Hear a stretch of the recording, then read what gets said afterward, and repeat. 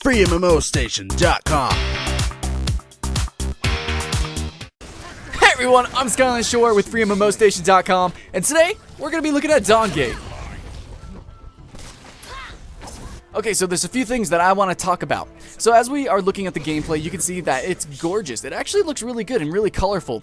But let's notice the map layout. The map is crazy looking. It's only 2 lanes instead of the normal 3, or maybe in some MOBAs there's like no lanes. But there's 2 lanes, and then there's a jungle pretty much in between and outside. It's just everywhere. It's basically, this map is like a jungle area with lanes through it, and it really feels like that. It really feels good instead of being dictated by the lanes. This game is really dictated by the jungle, which is great. This game actually inspired me to main jungles in all my other MOBAs.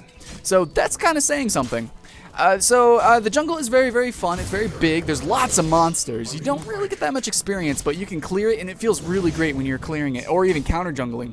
But one thing that I want to mention about the jungle is that there are 4 points on the map. And this is kind of StarCraft inspired, but these points are resource gathering nodes, and your team starts out with 2, enemy team starts out with 2, and you can actually conquer these as you push through the lanes. And basically you get a constant revenue, constantly getting this Vim, which is their sort of coin system or their exchange.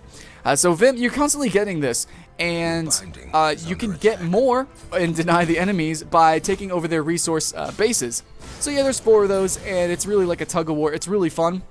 Also, speaking about the tug-of-war element in the lanes, towers respawn.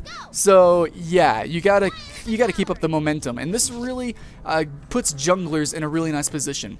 Also, I like how they treat supports. Okay, so in League of Legends, supports are they don't really do too much other than like very bursty situations, very specific situations. And but in this game, they are constantly being rewarded for gold with Vim. They're constantly being rewarded for everything they do because of the buff system. Okay, when you're picking your character, you can choose to either be a gladiator, a tactician, a hunter, or a predator. And depending on which one of those 4 that you pick, you actually get these sort of buffs. So say I'm a hunter, because I'm a jungler. I'm going to pick hunter because I do more damage to jungle creeps. I get a buff from killing jungle creeps, and I think I get more Vim, which is, like I said, the coins sort of system.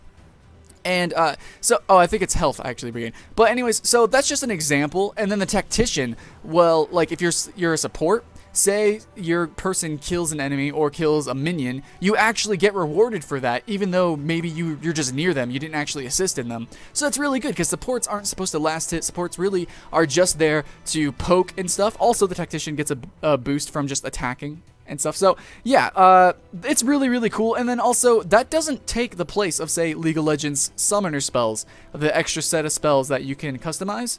This game actually, you get 3 of those, but you level them up. You actually acquire them inside the match. So depending on the different situations, you can be really flexible, which is something I want to talk about. There's even a bullet point on the main website that says they want a flexible meta. They want empowered gameplay for the players, which is exactly how it feels. I think they accomplished that dramatically. That's exactly how it feels. I feel like you can build whatever you want. You can build very well on any kind of character. There's a lot of flexibility, I think, in this game, and especially since you can do the different sort of spells. You get a spell book, and you can do different spells. You get 3 of those. Like you can do blink, or there's even like a smite-ish thing. There's so much that you can do. And it's all in-game, so you have that flexibility, you can strategize and do that. And really how I feel the game is made up is easy to play, but hard to master. Which is really cool in a MOBA, because you want people to be able to get into the MOBA, play it, have fun, actually do something. And then you also want those people that can just dominate, because they are very smart and they are very creative. Which I really feel like this game is, you can really show off your creativity, where in most MOBAs you're actually very, very limited. Even the more like robust or the different kind of MOBAs like Air Mech, where you can just kind of go all around and kind of do whatever you want, or Dragons and Titans. This game actually has a lot of creativity because it gives you a lot of choice, a lot of meaningful choice, which in video game design courses I learned was the most important thing. It's the meaningful choices, and this game gives you a lot of meaningful choices. It really does. However, one thing about choices that the game doesn't have right now, I mean it's beta, is they don't really have many characters to choose from, which they're called shapers. But you know, it's just the start of the game. They're taking it slow, and I actually appreciate that. So far, I have to comment that they look kind of cartoony, kind of comic booky, but that's it. I think I'll get used to it. Once you start playing and living in the world, you'll get used to it. So I think one thing that I kind of skipped over a little bit was the item shop, which if I were to describe the item shop, it would be just like League of Legends, except simpler terms and just basically easier to understand, but basically more flexible. I think you could build more things on more people, and just overall kind of easier to understand. That's it. Really basic. I would suggest this for people who, like, if I had a friend who doesn't like MOBAs, like, oh, I don't want to play League of Legends or whatever, I would be like, hey, go try out Dawngate. I mean, you know, whenever it's released or open beta, I would, you know, for new people, I think it's a fun and fresh game, and I think a lot of newcomers would like to play it. But I'm also going to suggest this to people who are tired of other MOBAs. Like me, I play like every MOBA. I don't care. I like it. I like games. So whatever. But maybe, I don't know, if you play League of Legends and you're kind of tired of the competitive setting, then come on over to play Dawngate, because it's a lot of fun.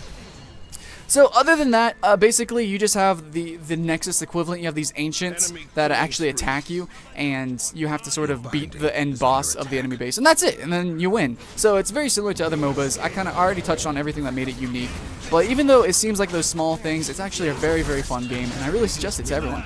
So again, thanks for watching. I'm Skyline Shore, and this is FreeMMOStation, so subscribe to us for more news, and even here's a couple links for the other MOBAs if you're looking for a MOBA.